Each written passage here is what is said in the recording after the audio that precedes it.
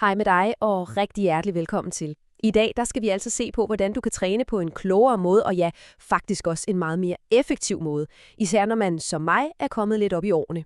Jeg har 2 helt fantastiske metoder med i dag. De er begge 2 baseret på forskning. De er super nemme at gå til for både mænd og kvinder, og så er de skånsomme for kroppen, men altså helt utrolig virkningsfulde. Okay, er du klar? Lad os dykke ned i. Du har helt sikkert hørt det før. Gå 10.000 skridt om dagen. Det er jo nærmest blevet det her magiske tal for, hvordan man holder sig sund og rask. Men hvad nu, hvis jeg fortalte dig, at der findes en metode, der er både hurtigere og som giver markant bedre resultater? Det er altså ikke, fordi de der 10.000 skridt er dårlige, overhovedet ikke. Men vi kan gøre det smartere. Vi kan optimere vores indsats. Og lige præcis her har vi kernen i det hele. Det handler nemlig meget mere om kvalitet end om kvantitet. Det handler om, hvordan du bevæger dig. For intensiteten og variationen i din træning kan simpelthen fuldstændig forvandle de resultater, du får ud af den tid, du bruger. Og det er lige præcis det, vi skal se på nu. Hvordan nogle små, bitte justeringer i måden, du bevæger dig på, kan gøre en helt enorm forskel. Okay, her er køreplanen for i dag. Først kigger vi lige på selve princippet at træne klogere, ikke hårdere. Så dykker vi ned i den første metode, som er den her japanske intervalgang, og vent til du ser resultaterne. Derefter tager vi fat på metode nummer 2, et rigtig godt styrkeprogram uden alle de der belastende stød, og til allersidst så samler vi op og ser på, hvordan du kan bruge de her 2 værktøjer i din egen hverdag. Så lad os starte med at pille lidt ved den der gamle traver om de 10.000 skridt. Altså, det er jo en fin grundregel for at holde sig i gang, bevares. Men der er kommet ret omfattende forskning fra Japan, som faktisk er baseret på træningsmetoder, man bruger til eliteatleter. Og den viser altså, at en mere struktureret tilgang giver et langt bedre afkast for dit helbred. Og det bedste af det hele, den er tilgængelig for absolut alle. Og hvad er det så for en magisk metode, tænker du måske? Jo, den hedder intervalgang. Og det geniale ved den, det er, hvor utroligt simpel den er. Det handler simpelthen bare om at skifte tempo. Du går i et roligt, afslappet tempo, og så skruer du op for farten i en kort periode, og så ned i tempo igen. Det er sikkert, det er nemt, og som du snart skal se, ja, så er det altså bare helt utroligt effektivt. Godt. Lad os så blive helt konkrete med den her første metode. Den stammer fra nogle kloge forskere på Shinshu Universitetet i Japan, og den er faktisk designet til at blive lavet udenfor. Du skal ikke bruge noget som helst udstyr, altså kun et par gode sko, og så selvfølgelig lysten til at komme ud af døren. Selve programmet er jo genialt i sin enkelthed. Lyt lige her. Du starter med 3 minutter, hvor du bare går i et helt almindeligt roligt tempo. Lidt opvarmning, du ved. Derefter så sætter du farten op i 3 minutter. Det betyder større skridt, sving med armene og gå til, så du bliver let forpustet. Det er nøgleordet her. Let. Du skal stadig kunne snakke. Det her sæt på 6 minutter, det gentager du så 5 gange. Og bum, så har du en samlet træning på 30 minutter, og hvis du gør det 4 dage om ugen, ja, så rammer du jo lige præcis de her 2 timers effektiv pulstræning, som er så godt for kroppen. Jamen, virker det så? Det kan du tro, det gør. Svaret er et kæmpestort ja. Forskerne de lavede et studie, hvor de sammenlignede en gruppe, der fulgte den her intervalplan, med en anden gruppe, der bare gik de klassiske 10.000 skridt. Og de resultater, de fik efter bare 5 måneder, ja, de er altså intet mindre end forbløffende.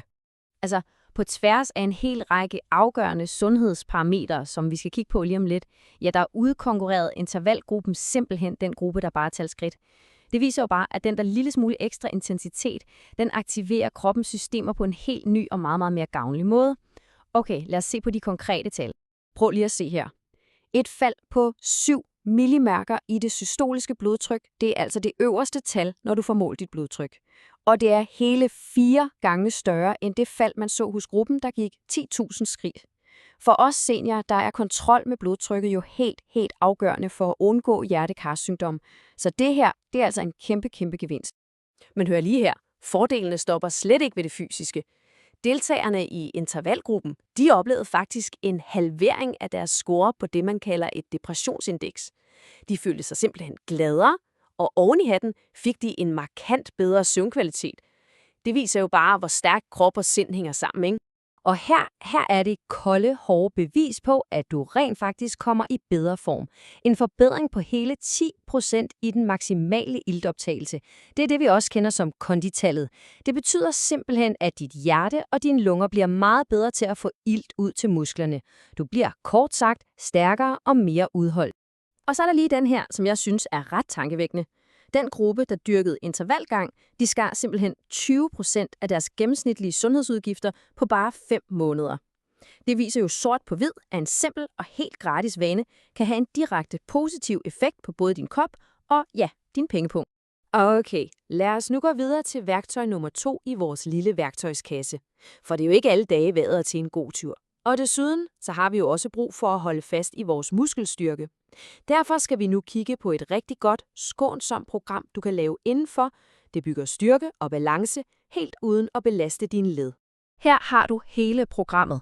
Det er bygget op som en cirkel med 6 forskellige øvelser, som rammer alle de store muskelgrupper. Det fungerer sådan her.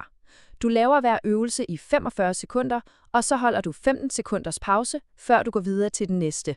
Ret simpelt. Når du så har været igennem alle 6 øvelser, så er du klaret en runde, så tager du en lille puster, og så gentager du hele cirklen 2 gange mere, så du i alt når op på 3 runder. Det giver dig en super effektiv træning på cirka en halv time. For at få det allerbedste ud af den her træning, så er der lige 3 ting, du skal huske. For det første, tempoet er nøglen. Fordi vi ikke hopper, så er det vigtigt, at du bruger store bevægelser og holder et godt, hurtigt tempo. Det er det, der får pulsen op. For det andet, lyt nu til din krop. Det må rigtig gerne syde i musklerne, det er et godt tegn, men det må aldrig gøre ondt i dine led.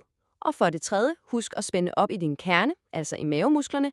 Det er med til at støtte og beskytte din ryg under alle øvelserne. Sådan, nu har du altså 2 helt fantastiske, effektive og sikre værktøjer i din kasse. Du har intervalgangen til de dage, hvor du vil ud i den friske luft og have pulsen godt op, og så har du styrkecirklen til de dage, hvor du hellere vil arbejde med styrke og stabilitet derhjemme. De 2 supplerer hinanden helt perfekt. Og det, der er så genialt ved de her metoder, er, at de er så utrolig alsidige. Det her er altså ikke kun for dem, der allerede er i topform. Nej, de bliver rent faktisk brugt aktivt i genoptræning efter sygdom til hjertepatienter, og er helt generelt bare en fantastisk og sikker måde at starte på for alle, der gerne vil bygge styrke og kondition op igen. Det her citat, som er inspireret af forskningen, det opsummerer det hele så utrolig godt. Vi leder jo tit efter den der magiske pille, ikke? Men sandheden er, at den mest effektive medicin, det er ofte den, vi selv kan give os selv, gennem klog og bevidst bevægelse. Det er ikke en pille, men resultaterne er, de taler jo for sig selv. Det virker. Så her til sidst, så er der lige et spørgsmål, du kan tage med dig. Du har nu fået 2 helt konkrete, enkle planer. Begge 2 tager kun en halv time af din dag. Valget er dit. Så, hvordan vil du investere i dit allervigtigste redskab, din krop, i dag? Tak fordi du så med.